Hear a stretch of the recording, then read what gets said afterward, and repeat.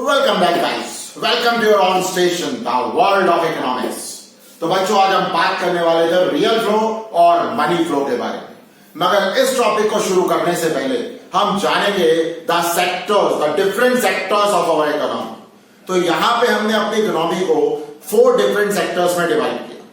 पहले जानेंगे कौन कौन से 4 डिफरेंट सेक्टर्स हैं और फिर जानेंगे how they are interlinked with each other, किस तरीके से ये सारे के सारे सेक्टर एक दूसरे से रिलेटेड हैं। और अगर हमने ये बात सही से समझ ली कि what is the relationship between all these different sectors with each other, तो हमारे लिए रियल फ्लो और मनी फ्लो और इससे अगला topic circular flow of income बहुत आसान होने वाला है। तो चलिए बात करते हैं हाउस होल्ड सेक्टर के बारे में। तो बच्चा, हाउस होल्ड सेक्टर वो सेक्टर होता है जहां पे हम सारे के सारे कंज्यूमर्स को कंसिडर करते हैं। All the persons who consume the goods and services for satisfying their wants, all those persons are to be considered under the household sectors. फिर बात करते हैं प्रोड्यूसर सेक्टर के बारे में। तो प्रोड्यूसर सेक्टर क्या कहता है? All the producing units which are running in our economy. It means हर वो प्रोडक्शन हाउस जो सामान बना रहा है बैठ के हमारे लिए हमारी इकोनॉमी के अंदर, all those production house to be considered under the producer sector. हर वो एजेंसी जो गवर्नमेंट के अंडर में है और सोशल वेलफेयर के लिए काम करती है, उन एजेंसीज को कंसिडर किया जाता है गवर्नमेंट सेक्टर के अंदर। एंड एट द लास्ट, सारी की सारी ट्रांजैक्शंस जो हमारी रेस्ट ऑफ द वर्ल्ड से है, यानी कि एक्सपोर्ट्स और इंपोर्ट्स से रिलेटेड सारी इंफॉर्मेशन कंसिडर की जाती है अंडर द एक्सटर्नल सेक्टर्स। तो अब बात करते हैं कि ये सारे के सारे एक दूसरे के साथ कैसे इंटरलिंक्ड हैं। तो बच्चों, जब मैं बात करता हूं हाउस होल्ड सेक्टर की, तो हाउस होल्ड कैसे है?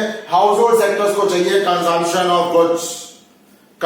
ऑफ गुड्स, और उसके लिए उनको किसका इंतजार रहता है? The supply of goods and services in the economy by the producer sectors. मगर जब मैं बात करता हूं प्रोड्यूसर सेक्टर की, तो ये प्रोड्यूसर सेक्टर कैसे डिपेंडेंट है हाउस होल्ड सेक्टर्स पे? The producer sectors hires the factor services from the household sectors. ये हाउस होल्ड सेक्टर वाले ही हैं जो जाएंगे फैक्ट्रीज में और करेंगे काम, प्रोडक्शन भी करेंगे और बाकी सारी एक्टिविटीज भी देखेंगे ऑर्गेनाइजेशन में जाके। तो फैक्टर सर्विसेज हायर करता है producer sector from the household sectors. फिर बात करते हैं गवर्नमेंट सेक्टर की। तो ये गवर्नमेंट सेक्टर कैसे डिपेंडेंट है इन दोनों पे? तो कैसे रिलेट करता है? Government sector can receive the taxable as well as the non-taxable receipts from the household as well as the producer sectors. But at the same time, हमारे ये दोनों सेक्टर भी गवर्नमेंट सेक्टर पे डिपेंडेंट हैं, क्योंकि government sector जो नए नए प्लान एंड पॉलिसीज लेके आता है, उसका कहीं ना कहीं डायरेक्ट और इनडायरेक्ट इंपैक्ट पड़ता है household sectors as well as producer sectors के ऊपर भी। ठीक, और जितनी भी ट्रांजेक्शन एक्सपोर्ट से इंपोर्ट से रिलेट करती हैं, वो सारी की सारी ट्रांजैक्शंस कहीं ना कहीं इंपैक्ट डालती हैं प्रोड्यूसर सेक्टर्स पे भी और गवर्नमेंट सेक्टर्स पे भी। तो these are the relationship between the all different sectors which we are covered in our economy. अब यहीं से मैं आता हूं रियल फ्लो और मनी फ्लो के ऊपर। मगर रियल फ्लो और मनी फ्लो के ऊपर आने से पहले मैं बात करना चाहूंगा the 2 basic assumptions regarding the real flow and money flow. तो असम्पशन क्या है बच्चों? पहली असम्पशन है कि हम क्लोज इकोनॉमी के अंदर बात करेंगे। Close economy in which we are not covering any transactions which is related to the rest of the world, जहां पे हम एक्सपोर्ट्स या इंपोर्ट्स को कंसिडर नहीं करते। और सेकेंड असम्पशन है कि हम यहां पे सिर्फ 2 ही सेक्टर्स को कंसिडर करते हैं, हाउस होल्ड सेक्टर्स और प्रोड्यूसर सेक्टर, यानी कि गवर्नमेंट सेक्टर को यहां पे कंसिडर नहीं किया जाएगा। तो अब आते हैं रियल फ्लो पे। क्या कहता है रियल फ्लो? रियल फ्लो कहता है the flow of goods and services in the economy.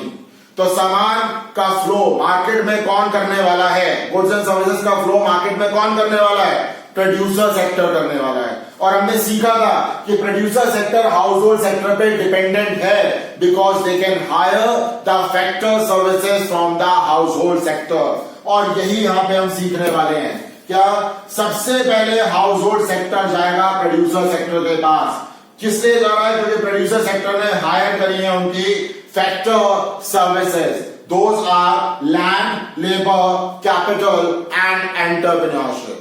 ये सारी की सारी सर्विसेज देगा household sector producer sector को, और by the help of these services the producer sector produces the goods and services and sold the goods and services in the market. वो बनाएंगे और मार्केट में सामान बेचने के लिए भेज देंगे। अब कौन खरीदने वाला है मार्केट में जाके? भाई हम जैसे हाउस होल्ड ही हैं जो जाएंगे और मार्केट में सामान खरीदेंगे, मार्केट से सामान खरीद के लेके आएंगे।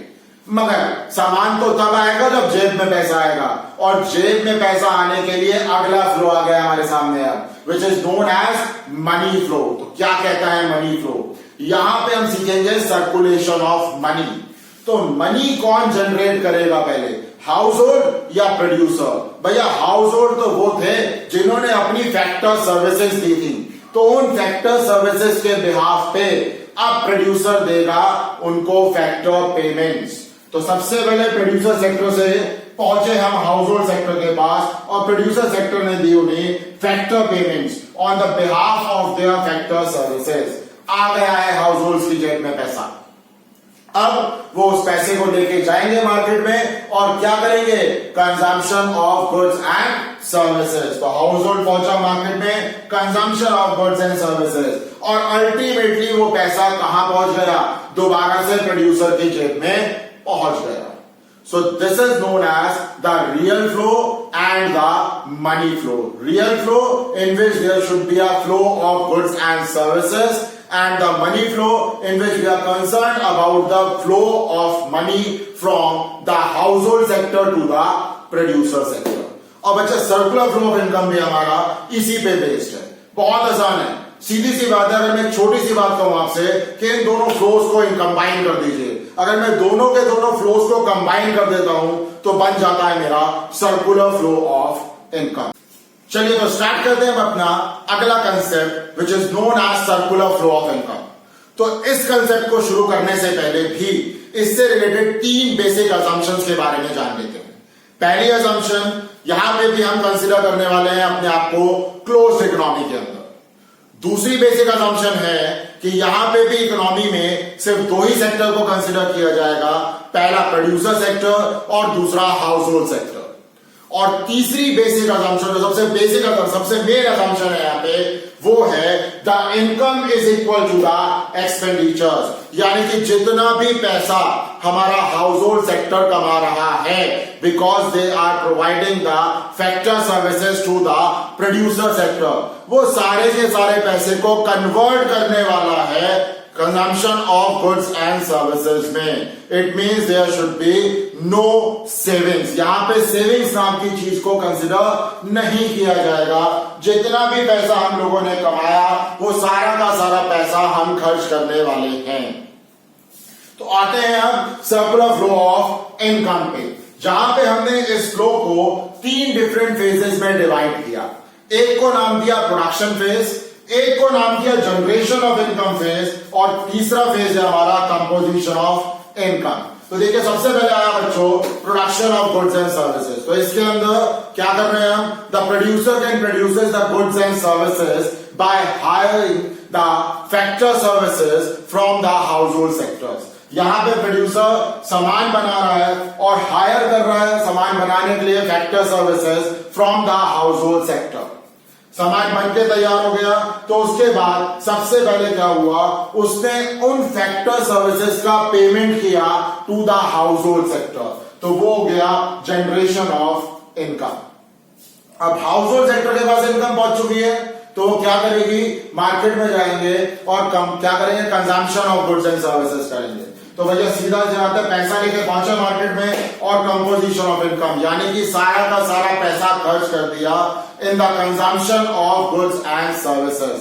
और जब मैं मार्केट में पहुंचा, मैंने सामान कंज्यूम करा, सामान खरीदा, तो मैंने मार्केट में डिमांड क्रिएट करी गुड्स एंड सर्विसेज की। तो जैसे ही प्रोड्यूसर को पता चला कि मार्केट में गुड्स की डिमांड है, तो उसने दोबारा से सामान बनाना शुरू कर दिया, यानी कि उसने दोबारा से फैक्टर सर्विसेज हायर करी from the household sectors. तो बच्चों इसी तरीके से ये सर्कल हमेशा चलता रहता है। इसी तरीके से प्रोड्यूसर सेक्टर काम करे, प्रोडक्शन करेगा, पैसा देगा, वो पैसा कन्वर्ट होगा on the consumption of goods and services. ऐसे ही चलता रहता है, कोई एंड नहीं है इस प्रोसेस का, इसलिए इसे कहा गया the unend flow of the production, the income and the expenditures. ठीक बच्चों, this is known as the circular flow of income.